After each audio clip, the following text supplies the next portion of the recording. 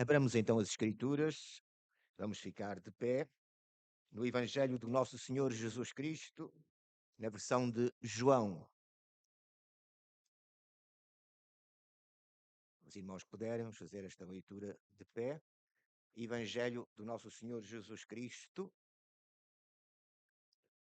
como foi dito, o Evangelho é só um, mas com várias versões, com vários autores humanos, mas tendo um único autor, que é Deus.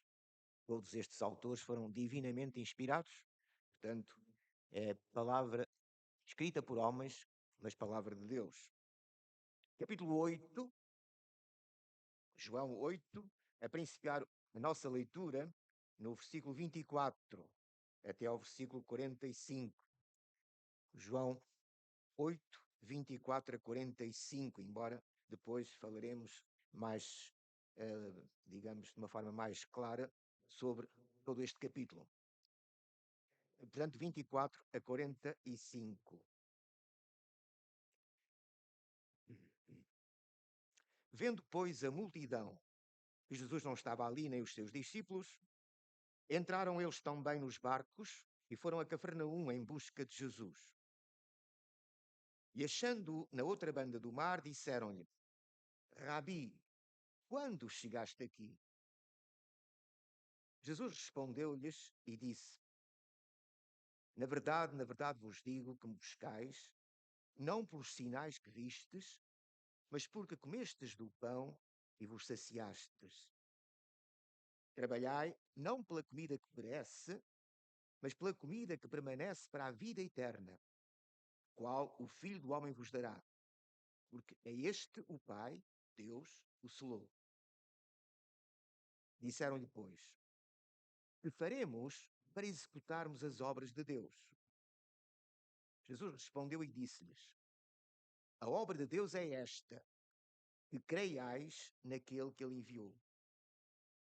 Disseram-lhe, pois, que sinal, pois, fazes tu para que o vejamos e creiamos em ti? Que operas tu? Nossos pais comeram o maná no deserto, como está escrito, deu-lhes a comer o pão do céu. Disse-lhes, pois, Jesus: na verdade vos digo, Moisés não vos deu o pão do céu, mas meu Pai vos dá o verdadeiro pão do céu. Porque o pão de Deus é aquele que desce do céu e dá vida ao mundo. Disseram-lhe, pois, Senhor, dá-nos sempre desse pão. E Jesus lhes disse: Eu sou o pão da vida. Aquele que vem a mim não terá fome, e quem crê em mim nunca terá sede. Mas já vos disse que também vós me vistes, contudo não credes. Tudo o que o Pai me dá virá a mim,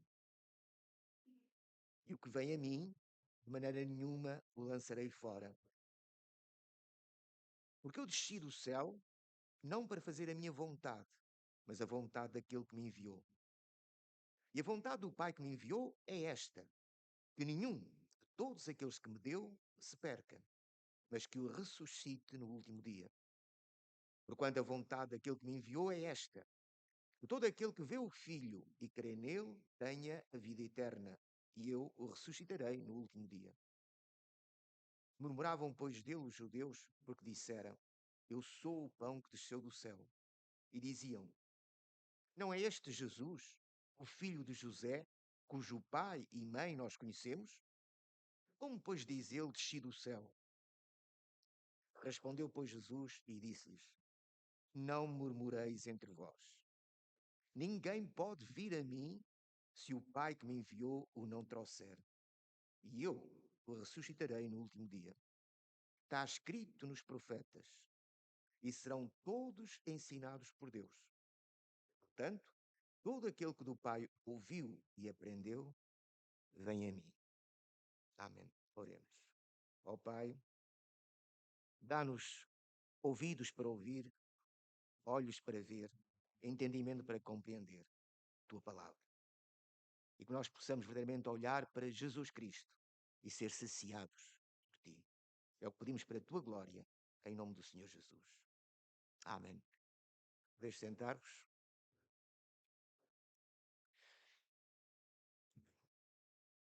Este capítulo 8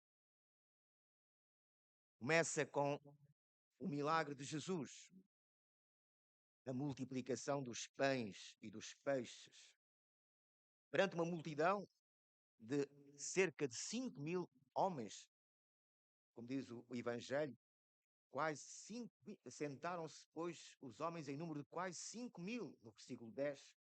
E segundo Mateus, eram 5.000 homens para além de crianças e mulheres. Portanto, para além de mulheres e crianças. Portanto, era uma multidão muito superior a 5.000 pessoas, 5.000 homens para além de mulheres e crianças, segundo Mateus. Então, perante esta multidão, Jesus tem compaixão desta multidão. E estão num lugar deserto, e Jesus vai procurar saciar a fome física desta multidão, e para isso ele, digamos que desafia os discípulos. Como é que haveremos de satisfazer esta multidão? Não temos dinheiro suficiente, certamente, para comprar tanto pão, tanto alimento para alimentar esta multidão, e se eles vão para as suas aldeias vizinhas, com certeza não têm forças, executar-se-ão pelo caminho, as suas forças. Então temos de alimentá-las. E Filipe diz, nem 200 dinheiros chegariam para, e nós onde é que vamos arranjar esse dinheiro? Então, alguém lhe diz, Tomé diz, está aqui uma criança com 5 pães e 2 peixes. Mas que é isto para esta multidão? E Jesus então manda assentar a multidão na relva, e pega nos 5 pães e nos 2 peixes, dá graças ao Pai, e distribui esses pães e esses peixes pelos seus discípulos, e os discípulos pela multidão. E esta multidão, para mais de 5.000 pessoas, esta multidão é saciada totalmente, com 5 pães e 2 peixes. Ou seja, Jesus transforma estes 5 pães e estes peixes, a sua bênção e a sua graça fazem com que 5 pães e 2 peixes possam saciar totalmente a multidão. Não só saciar a multidão, como ainda sobraram 12 cestos cheios de pedaços de pão. Ou seja, cada discípulo distribuiu pela multidão estes pães, ainda depois veio com um cesto cheio para si mesmo destes pães. Vejam a abundância. O milagre de Jesus revela a abundância que há quando Jesus opera. Mas o grande problema é que todos os milagres de Jesus são sinais. São sinais. Os milagres de Jesus não são um fim em si mesmo. Jesus veio ao mundo para revelar o Pai, para revelar a glória do Pai, para revelar o reino de Deus, para revelar, portanto, a soberania de Deus, a onipotência de Deus. E todos os milagres que Jesus faz são sinais dessa soberania, sinais desse poder, sinais dessa glória. E têm, sobretudo, digamos, um alcance espiritual e eterno. Os milagres em si são temporais, são materiais e temporais, mas apontam para algo que é eterno e espiritual. Quando Jesus dá vista aos cegos, dá vista física aos cegos, ele apenas revela que ele é a luz do mundo, que ele é aquele que veio dar verdadeiramente aos homens uma visão clara e certa e perfeita e verdadeira de Deus e daquilo que Deus quer para nós. É Ele que nos ilumina, Ele que nos dá a visão necessária para vermos as coisas espirituais, para vermos as coisas eternas, para vermos a Deus, para vermos a glória de Deus em termos espirituais. Quando Deus faz, portanto, qualquer milagre, temos que ver sempre qual é o alcance espiritual desse milagre. E quando Jesus sacia esta multidão com 5 pães, sacia fisicamente esta multidão com 5 pães e 2 peixes, ele está apenas a fazer um sinal de que ele é aquele que pode satisfazer plenamente a fome espiritual do homem. Não se trata de uma fome, digamos, material e passageira. Eles comem e amanhã vão ter de comer outra vez. Este alimento espiritual não sacia plenamente, sacia apenas temporariamente. Mas depois têm de voltar a comer, têm de voltar a se alimentar. Mas quem se alimenta espiritualmente de Jesus não mais necessita de se alimentar espiritualmente, porque Jesus satisfaz plenamente. Esse é que é o sinal que Jesus revela através deste milagre. E por isso agora nós podemos compreender o texto que lemos. Esta multidão que queria, depois de ser satisfeita, ficou maravilhada. E queria, olha, este é que é o nosso rei. Imaginem só, este é que é o rei que nos convém, nunca mais teremos fome, nunca mais teremos, enfim, nada nos faltará em termos materiais. Este é que é o rei que nós necessitamos. E queriam fazê-lo rei. Mas, como Jesus disse perante Pilatos, Jesus é rei, mas o seu reino não é deste mundo. Jesus é, na verdade, reino, mas o seu reino é um reino espiritual, um reino eterno. Não é um reino temporário, não é um reino deste mundo. Então, irmãos, esta multidão queria fazer de Jesus rei porque encontrava nele a segurança material, a segurança física e material de que necessitava. E quantos hoje no nosso dia continuam apenas a buscar Jesus para a satisfação das suas necessidades físicas, das suas necessidades materiais? E, na verdade, só pensam em Jesus para a satisfação dessas suas necessidades físicas e materiais. Por muito legítimas que sejam, não são o alvo para o qual Jesus veio ao mundo. Jesus não veio ao mundo para nos dar, enfim, a saúde física, embora ele a dê. Jesus veio ao mundo para nos dar a vida eterna, para nos dar uma visão perfeita de Deus e da sua glória. E não se esqueçamos que a vida eterna é esta, que conheçamos a Deus, como único Deus verdadeiro, e a Jesus Cristo a quem ele enviou. É o próprio Senhor Jesus que diz que esta é a vida eterna. Conhecer a Deus, o Pai, como único Deus verdadeiro, e a Jesus Cristo, a quem ele enviou. É nisto que consiste a vida eterna, neste conhecimento, nesta relação com Deus, que consiste verdadeiramente a vida eterna. E isso está escrito no capítulo 17 deste mesmo Evangelho, na oração sacerdotal de Jesus. Então, irmãos, o milagre da multiplicação dos pães e dos peixes revela precisamente que em Jesus todos somos saciados. Há abundância para todos. Há abundância para todos. E quem dele se alimenta espiritualmente não mais terá fome, não mais terá sede. Então, esta multidão queria fazer de Jesus rei apenas porque via o milagre em si e a satisfação material desse milagre. E isso satisfazia completamente a multidão naquele momento. Mas Jesus retirou-se para um lugar à parte para estar a sós com o Pai em oração, enquanto os discípulos foram de barco para a outra banda do mar de Tiberíades. Durante a noite, Jesus foi a pé, caminhando sobre as águas, até ao barco, e depois chegaram à outra banda. E no dia seguinte, quando a multidão viu, entramos no texto de hoje, quando a multidão viu que Jesus não estava ali, e ainda continuando com aquela obsessão de fazer de Jesus rei, foram com outros barcos até à outra banda, ao encontro de Jesus. E então, no versículo 24, que acabámos de ler, vendo depois a multidão que Jesus não estava ali nem os seus discípulos, entraram eles também nos barcos e foram a Cafarnaum em busca de Jesus. E acharam-no na outra banda do mar e disseram-lhe: Rabi, mestre, quando chegaste aqui? E agora vejam o que Jesus diz. Fizemos esta introdução, mensagem, para que compreendamos melhor esta afirmação de Jesus. Porque talvez não a pudéssemos compreender sem este preâmbulo da mensagem.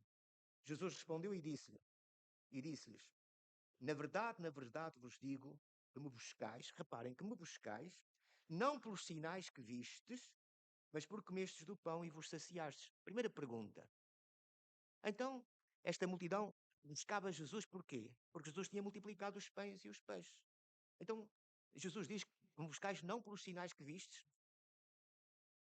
mas porque comestes do pão, então, mas foi isso esse é que foi o milagre de Jesus. Pois é, esse foi o milagre de Jesus. E a multidão buscava por causa do milagre. Mas o milagre era um sinal. E o sinal eles não tinham visto. O sinal tinha-lhes passado completamente ao lado. Eles buscavam Jesus apenas porque a sua fome material, a sua fome física tinha sido satisfeita. Portanto, eles estavam satisfeitos fisicamente e por isso buscavam Jesus, mas não tinham compreendido o sinal. Não buscavam verdadeiramente em Jesus realmente o alimento e era mais importante. E por isso Jesus acrescenta: trabalhai, esforçai-vos, preocupai-vos, não pela comida que perece. Estais tão preocupados com o pão, com o vosso alimento físico. E esqueceis que há algo muito mais importante que o alimento físico, que é o alimento espiritual. E ainda é sempre assim na vida dos homens, ainda hoje, nos nossos dias. Os homens vivem como se esta vida fosse tudo e não houvesse nada para além desta vida. Como se esta peregrinação terrena não fosse uma peregrinação terrena, mas uma vivência eterna. Quem é que vive neste mundo com a consciência clara, pelo menos na prática, de que a vida vai ter um fim? Parece que vivemos aqui como se vivêssemos para sempre. Pensamos nas coisas deste mundo como se vivêssemos para sempre, como se ficássemos aqui para sempre. As coisas deste mundo têm a prioridade na nossa vida. Porque é que as coisas deste mundo, materiais, físicas, porque é que as coisas deste mundo são tão importantes para nós? São importantes, sem dúvida, mas porque é que têm a prioridade na nossa vida? Porque continuamos a pensar que vamos viver aqui eternamente. Embora tenhamos todos a certeza de que um dia teremos que morrer. Um dia a nossa vida nesta terra vai terminar. Por isso chamamos a esta vida uma peregrinação terrena. Mas quem é que vive como se fosse um peregrino? Quem é que vive como se fosse um peregrino? Nem mesmo os cristãos, a maior parte dos cristãos. Nem mesmo a maior parte dos cristãos vive como se fosse um peregrino. Porquê é que estamos tão obcecados com a nossa saúde, com o nosso dinheiro, com o nosso emprego? Tudo isso é importante. Tudo isso é importante. Mas porquê é que não deixamos isso nas mãos de Deus e procuramos a glória de Deus e o reino de Deus como prioridade? Porquê é que estamos tão preocupados com o que havemos de comer, com o que havemos de beber, com o que havemos de vestir? E só isso é que nos preocupa. E esquecemos que há algo mais importante, que é o reino de Deus e a sua justiça e a sua glória. E quando nós buscamos o reino de Deus como prioridade e a sua justiça como prioridade, deixamos tudo nas mãos de Deus. E Deus orienta toda a nossa vida. A nossa vida material, a nossa vida física, a nossa saúde, o nosso dinheiro, o nosso emprego está nas mãos de Deus. Não temos que nos preocupar com isso, temos que ser diligentes e cumprir os nossos deveres, cumprir com os nossos deveres tanto no emprego, como na vida familiar, como na vida social, como na vida particular. Temos que cumprir com os nossos deveres, com as nossas obrigações como crentes, fiéis a Cristo, discípulos de Cristo, procurando viver em conformidade com a vontade de Cristo, procurando ser os seus imitadores, procurando realmente ser santos porque Ele é santo, como sabemos, mas não nos preocupemos de uma forma, digamos, tão drástica, tão radical, com o que havemos de comer, com o que havemos de beber, com aquilo que é deste mundo. Isso passa. O que é importante é o que permanece. E todos os milagres de Jesus, toda a ação de Jesus, implica este ensino. Jesus veio ao mundo como mestre, não veio como um operador de milagres. Jesus não é um operador de milagres. Jesus é um mestre, ensina.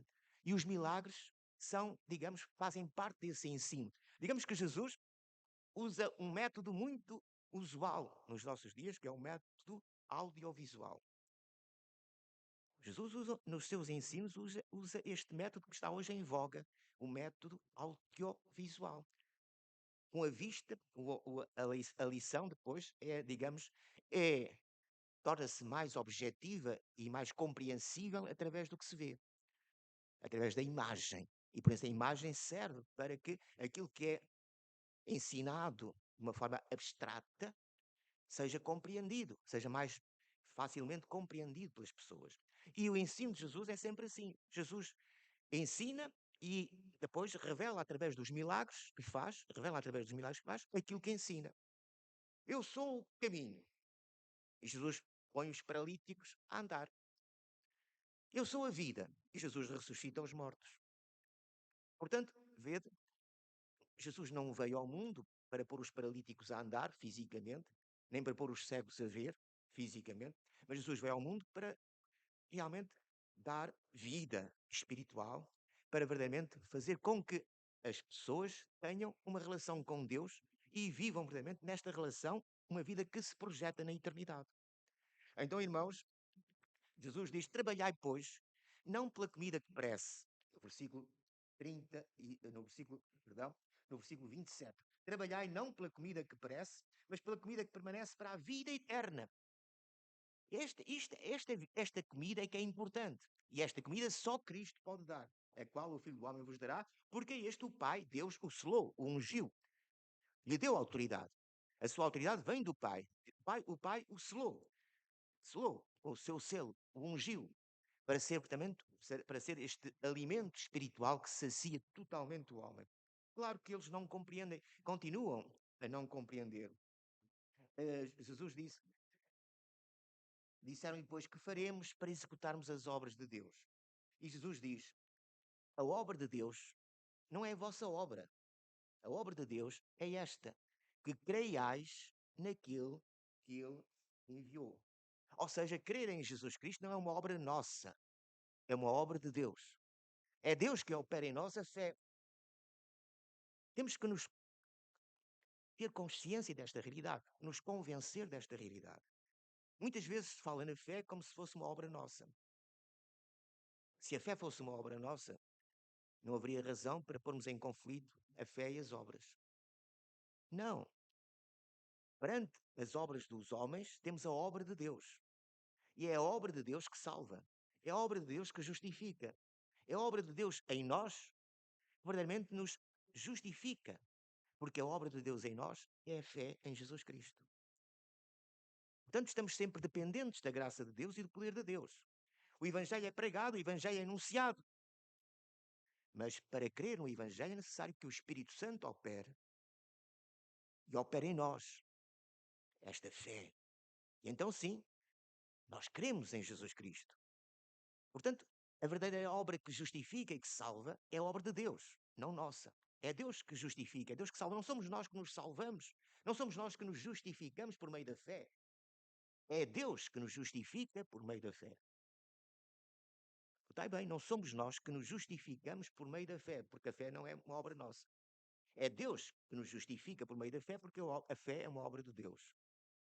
Então, irmãos, Jesus diz a esta multidão: vós buscais, estáis-me a buscar, porque creis verdadeiramente, porque foste saciados fisicamente e pensais apenas nas coisas físicas. Mas há coisas muito mais importantes. E verdadeiramente, o alimento espiritual, que nos dá uma vida eterna, uma vida que se projeta na eternidade, é muito mais importante que o alimento físico, que é temporário. Então Jesus disse: a obra de Deus é esta, que creiais naquele que ele enviou. Disseram-lhe depois, no versículo 30, disseram-lhe depois, reparem bem como Jesus tem razão naquilo que disse há pouco. Jesus disse: em verdade vos digo que me buscais não pelos sinais que vistes, mas por comestes do pão e vos saciares. E a prova de que eles não tinham compreendido absolutamente nada do milagre que Jesus tinha feito, como sinal, é esta interrogação, é esta afirmação agora. Que sinal, pois, fazes tu para que o vejamos? Então, depois de terem sido saciados fisicamente, com 5 pães e 2 peixes, uma multidão tão grande, 5.000 pessoas, para mais de 5.000 pessoas, foram saciados com 5 pães. Ainda perguntam agora: que sinal é que fazes tu para que o vejamos? Então, vê-se que não compreenderam nada do que Jesus tinha feito. Não viram absolutamente nada. Jesus fez aquele milagre e eles viram o milagre, mas não viram o sinal, não viram absolutamente nada. Continuam em busca de sinais. Que sinal depois fazes tu para que o vejamos e creemos em ti? Que operas tu? No fundo, digamos, pensamos nós, isto é uma dedução nossa, temos aqui o espírito judaico. O espírito judaico. Hum? Aquele que Jesus chama o fermento dos fariseus e dos saduceus. O fermento dos fariseus e dos saduceus. O que esta multidão diz digamos, esta é uma interpretação nossa. Mas por detrás desta interpretação, desta afirmação dos, reparem, nossos pais, no versículo 31, nossos pais comeram o maná no deserto, como está escrito, deu-lhes a comer o pão do céu. Os nossos pais não foram alimentados apenas uma vez, foram alimentados todos os dias, com exceção do sétimo, mas também foram alimentados no sétimo dia, porque recolhiam na véspera para o dia seguinte, mas foram alimentados durante 40 anos. Moisés alimentou o povo durante 40 anos com o maná, o pão que desceu dos céus. Tu só fizeste isso uma vez. Ou seja, o que eles queriam é que Jesus continuasse a repetir continuamente aquele milagre. Ou seja, eles continuavam e continuavam a pensar apenas nas coisas materiais. Nossos pais, então, mostra que tens tanto poder como Moisés. Então, Moisés não alimentou o povo com maná, embora não fosse Moisés, fosse Deus, mas Moisés não alimentou o povo com maná apenas uma vez, foram durante 40 anos, todos os dias. Disse-lhes então Jesus. Portanto, eles disseram: nossos pais comeram maná no deserto, Deus deu-lhes a comer o pão do céu. E então Jesus disse: na verdade vos digo, Moisés não vos deu o pão do céu, mas meu Pai vos dá o verdadeiro pão do céu. O verdadeiro pão do céu não é material, é espiritual. Nós não podemos compreender este capítulo todo e esta mensagem de Jesus, este ensino de Jesus, sem este princípio básico. Jesus está a falar em termos espirituais. Aliás, as palavras que eu vos disse, dirá Jesus mais à frente, são espírito e vida. A carne para nada aproveita. As palavras que eu vos disse são espírito e vida.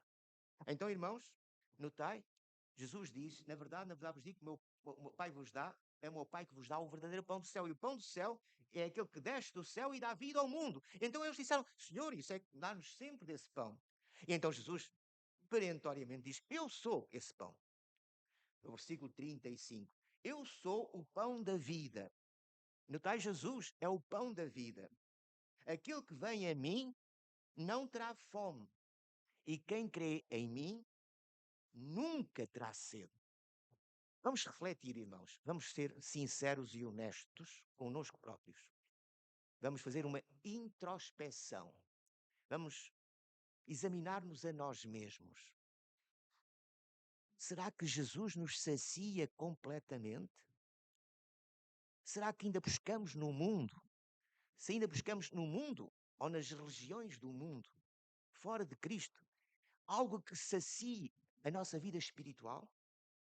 Sejamos sinceros e honestos. Será que ainda buscamos, ainda ficamos muito entusiasmados quando há uma nova religião? Portanto, nós vamos aqui, vamos acolá para ver o que é que eles dizem. Ainda estamos em busca da verdade. Irmãos, sejamos honestos e sinceros. Será que a palavra de Deus nos sacia por completo? Será que não queremos mais nada senão Jesus? Não precisamos de mais nada senão Jesus para a nossa vida espiritual? Ou será que ainda estamos a buscar nas filosofias do mundo, nas ideologias do mundo, nas espiritualidades? Fala-se tanto hoje nas espiritualidades do mundo. Será que ainda buscamos nessas espiritualidades que o mundo oferece? Há deuses, tantos deuses à nossa volta, tantas religiões à nossa volta, tantos caminhos à nossa volta. Será que ainda estamos em busca da satisfação nesses caminhos que são, digamos, são colocados diante de nós? Tantos caminhos, tantas religiões, islamismo, budismo, hinduísmo, etc, etc, etc. Não vamos ser tantos ismos. Sim? Será que ainda estamos a buscar em todas essas filosofias orientais, em toda essa espiritualidade oriental? Será que ainda estamos a buscar a satisfação? Então, irmãos, tenhamos a consciência desta realidade. Não nos alimentamos de Cristo. Porque aquele que se alimenta de Cristo não mais terá fome, não mais terá sede. Cristo satisfaz por completo. Se ainda estamos a buscar outras religiões, se ainda estamos a buscar novas religiões, novas filosofias, novas ideologias para satisfazerem a nossa vida espiritual, é porque ainda não nos alimentamos de Cristo. Porque quando nos alimentamos de Cristo, Cristo basta. Cristo é suficiente. Não é necessário mais nada. Cristo sacia por completo a nossa sede e a nossa fome espirituais. Então, irmãos, que isto sirva para a nossa introspeção, para uma reflexão pessoal, para entrarmos dentro de nós mesmos e refletirmos. Porque se ainda Cristo não satisfaz, se a palavra de Deus não satisfaz completamente, ainda estamos em busca de novas ideologias, de novas religiões, algumas até bastante antigas já, se ainda estamos em busca de outras verdades, de outras realidades, de outras visões da vida, é porque a visão que Deus nos dá em Cristo não chega. E se a visão que Deus nos dá em Cristo não chega, é porque Cristo não é o nosso alimento espiritual. É porque ainda não comemos de Cristo, ainda não nos alimentamos de Cristo, ainda não bebemos de Cristo. Quem dele come jamais terá fome, jamais terá sede. É o que o Senhor Jesus diz. E isso tinha acontecido com esta multidão. Por isso Jesus disse, esta multidão tinha visto os milagres, mas não se tinha alimentado de Jesus. Tinha visto, mas não tinha visto. Tinha visto os milagres, mas não tinha visto coisa alguma. Todavia, vós me vistes e contudo não credes. E depois este mistério, todo o que o Pai me dá, virá a mim. E aquele que vem a mim, de maneira nenhuma o lançarei fora. Reparem, ir a Cristo é uma dádiva do Pai. Portanto, irmãos, temos a certeza absoluta que quem vai a Cristo, quem crê em Cristo, nunca será lançado fora. Não importa qual seja a nossa situação. Não importa qual seja o nosso pecado. Não importa a grandeza do nosso pecado. Aquele que vai a Cristo, que crê verdadeiramente em Cristo, que reconhece em Cristo o perdão dos seus pecados, a reconciliação com Deus, reconhece que Cristo levou sobre si na cruz os seus pecados, morreu em seu lugar, morreu, portanto, para que verdadeiramente nós possamos ter vida e vida eterna. Verdadeiramente, na cruz do Calvário, o nosso pecado, por maior que seja, foi colocado sobre Jesus. E Jesus expiou a pena, pagou totalmente o preço, o salário do nosso pecado. Morreu em nosso lugar. O salário do pecado é a morte. E Jesus morreu em nosso lugar. Ali na cruz estava eu, estavas tu. Se é que crês. Se é que crês. Para que estejas em Cristo é preciso creres nesta verdade, nesta boa nova. És um pecador, todos nós somos pecadores. É grande o teu pecado. Pois é, mas por maior que seja o teu pecado, olha para a cruz. Vê o teu pecado em Cristo.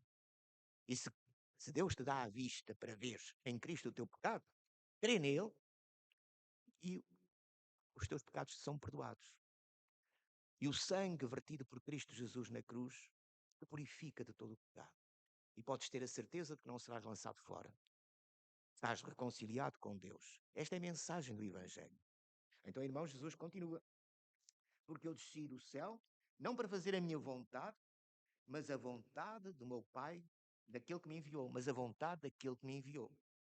Não quer dizer que a vontade de Jesus seja diferente da vontade do Pai, mas é uma garantia. Ele veio ao mundo com o objetivo, fazer a vontade do Pai.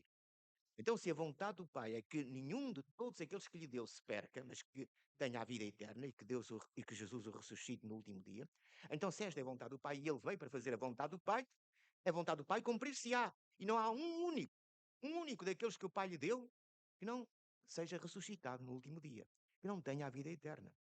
Porque foi isso que o Pai enviou Jesus.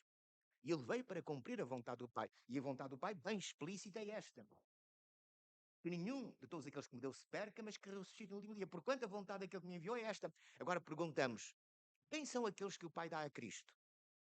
Afinal, será que eu sou um daqueles bem-aventurados que o Pai deu a Cristo? Como é que eu posso saber se eu sou um daqueles que o Pai deu a Cristo? O texto bíblico diz-lo claramente. Reparem, Jesus diz: a vontade do Pai que me enviou é esta, que nenhum, no versículo 39, que nenhum de todos aqueles que me deu se perca, mas que o ressuscite no último dia. E no versículo 40, diz quem são aqueles que o Pai dá a Cristo, que o Pai lhe deu. Quanto a vontade daquele que me enviou é esta, que todo aquele que vê o Filho e crê nele, tenha a vida eterna. Então, irmãos, se crês em Jesus Cristo, se crês nesta boa nova, olha, eu sou pecador, estou perdido, mas olho para a cruz do Calvário e vejo o meu pecado em Cristo. Ele está ali em meu lugar. Está ali a padecer e a sofrer em meu lugar. Aquilo que eu merecia, a pena que eu merecia, Jesus está ali a cumpri-la. Ele pagou totalmente o salário do meu pecado. Eu creio verdadeiramente que o seu sangue ali vertido na cruz me purifica de todo o pecado. Eu creio firmemente que eu estou ali na cruz. Estou ali na cruz. Não é ele, sou eu. Ele está ali em meu lugar. E, portanto, não há mais nenhuma condenação para aquele que crê em Jesus Cristo. Porque ele já foi condenado em nosso lugar. É absurdo, irmãos. Nós temos dito muitas vezes.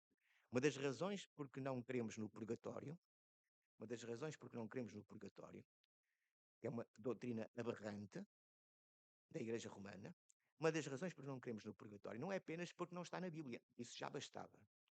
Nós só queremos aquilo que está escrito. E nos livros canónicos, nos livros divinamente inspirados, não há alusão nenhuma ao purgatório. Ou estamos em Cristo e estamos salvos, ou estamos fora de Cristo e estamos eternamente perdidos. Não há mais nada. Mas para além disso, o purgatório é uma afronta ao sacrifício de Cristo. Dizer que ainda precisamos de expiar na eternidade por faltas que nós cometemos, depois de o Evangelho nos revelar claramente, Deus nos revelar claramente que Jesus Cristo expiou perfeitamente e plenamente todos os nossos pecados. Nem um só deixou de ser expiado e purificado pelo sangue de Jesus Cristo. Cristo levou sobre si todos os nossos pecados, nem um só deixou de levar sobre si.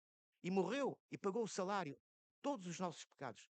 Então ainda vamos, depois do que Jesus sofreu na cruz, e de que maneira da maneira que ele sofreu, para expiar todos os nossos pecados, ainda vamos admitir que depois de morrermos, ainda iremos para um lugar expiar parte desses pecados.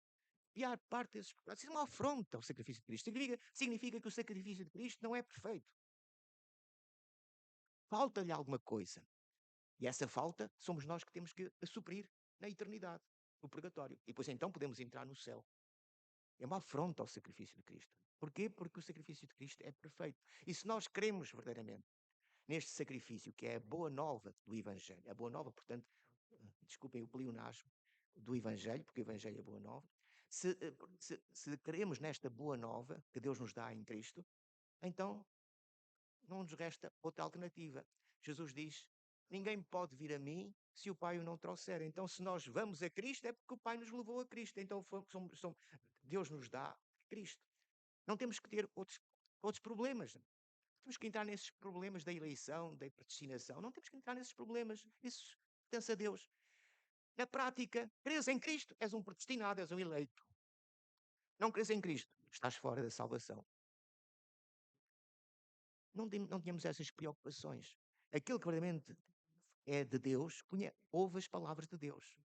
Aquilo que é de Deus, ouve as palavras de Deus. Quem não é de Deus, não ouve. Portanto, se nós ouvimos as palavras de Deus e cremos em Jesus Cristo, é porque somos de Deus. E Deus nos deu a Cristo. Porque ninguém pode vir a mim se o Pai o não trouxer. E eu ressuscitarei no último dia. Portanto, Jesus diz claramente, quando a multidão murmurava, porque Jesus dissera que era o pão dos céus, Jesus diz, respondeu, pois, Jesus e eles disseram, não é este, reparem, é sempre o problema, não é este o filho de José e de Maria. Eles não viam em Jesus senão a sua humanidade. Este é o grande problema. Jesus é homem 100%, mas também é Deus. Eles só viam em Jesus a sua humanidade. O pai era José, ou até que não era, mas a mãe era Maria, sim senhor. Havia os seus irmãos, as suas irmãs, mas Jesus já existia antes de Abraão. Antes de Abraão existir, eu sou, disse o Senhor Jesus. Porque Ele é o Cristo. O Cristo é o Filho eterno de Deus. É o Verbo eterno de Deus. Todas as coisas foram criadas por Ele. E sem Ele nada do que foi feito se fez. No princípio era o Verbo, e o Verbo estava com Deus, e o Verbo era Deus. No princípio criou Deus os céus e a terra. Neste princípio era o Verbo, e o Verbo estava com Deus, e o Verbo era Deus. E todas as coisas foram feitas por Ele, e sem Ele nada do que foi feito se fez. E este Cristo eterno, este Verbo eterno, esta sabedoria eterna de Deus se fez homem. Este é o mistério da encarnação. O Verbo eterno de Deus, o Filho eterno de Deus, aquele que é desde sempre um com o Pai na unidade do Espírito Santo, se fez homem na pessoa de Jesus. E eles só viam, uma vez mais, aquilo que é humano, aquilo que é material. Jesus, homem, filho de José, filho de Maria. E não viam o Cristo eterno em Jesus, revelado em Jesus. Por isso, nasceu de uma forma virginal do seio de Maria, gerado pelo Espírito Santo. Porquê? Porque ele é o Filho eterno de Deus, que se fez homem na pessoa de Jesus. Agora, irmãos, Jesus diz, mas ninguém pode compreender quem sou eu. Ninguém pode compreender verdadeiramente quem sou eu. Quem sou eu. Por mais que leia a Bíblia. Por mais que leia a Bíblia. Ninguém pode compreender quem Jesus é, senão o Espírito Santo de Deus. Senão verdadeiramente pela obra de Deus. E por isso Jesus diz, ninguém pode vir a mim se o Pai que me enviou o não trouxer. E Jesus diz, cita o Velho Testamento. Como temos visto na escola dominical, são imensas, inúmeras as citações do Velho Testamento no Novo Testamento. Jesus faz imensas citações, os apóstolos fazem imensas citações do Velho Testamento. O Velho Testamento é a palavra de Deus. E o Novo Testamento revela essa plenitude, digamos, da revelação de Deus no Velho Testamento. A revelação de Deus no Novo Testamento é a revelação plena da revelação de Deus no Velho Testamento. É, portanto, uma revelação gradual que tem a sua plenitude em Jesus Cristo, o Filho eterno de Deus, o Verbo, a sabedoria de Deus. Então Jesus diz: está escrito nos profetas. E reparem bem, serão todos ensinados por Deus.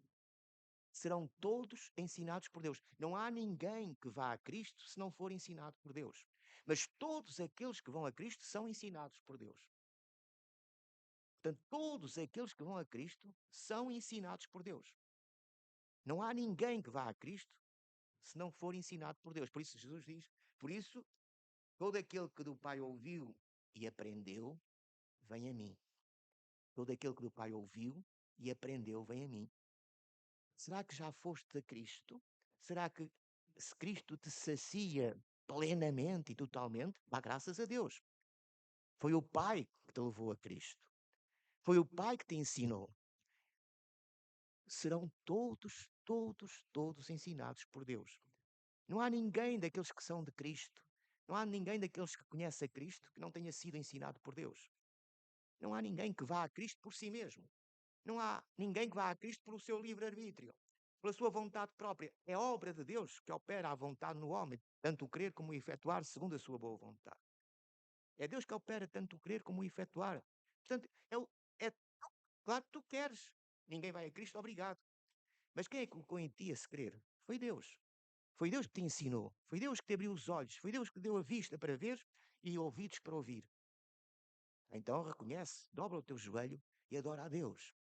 E reconhece que verdadeiramente em Cristo tens a satisfação total, plena de todas as coisas de que necessitas. A tua vida está nas mãos de Cristo. A tua saúde está nas mãos de Cristo. O teu dinheiro está nas mãos de Cristo. Os teus negócios estão na mão de Cristo. Mas nas mãos de Cristo está também a tua vida eterna. Por isso dá glória a Deus, glorifica a Deus. E busca uma coisa na tua vida acima de todas as coisas. É o seu reino e a sua glória. Procura verdadeiramente a vontade de Deus e põe-la em prática na tua vida, para a glória de Deus. Amém.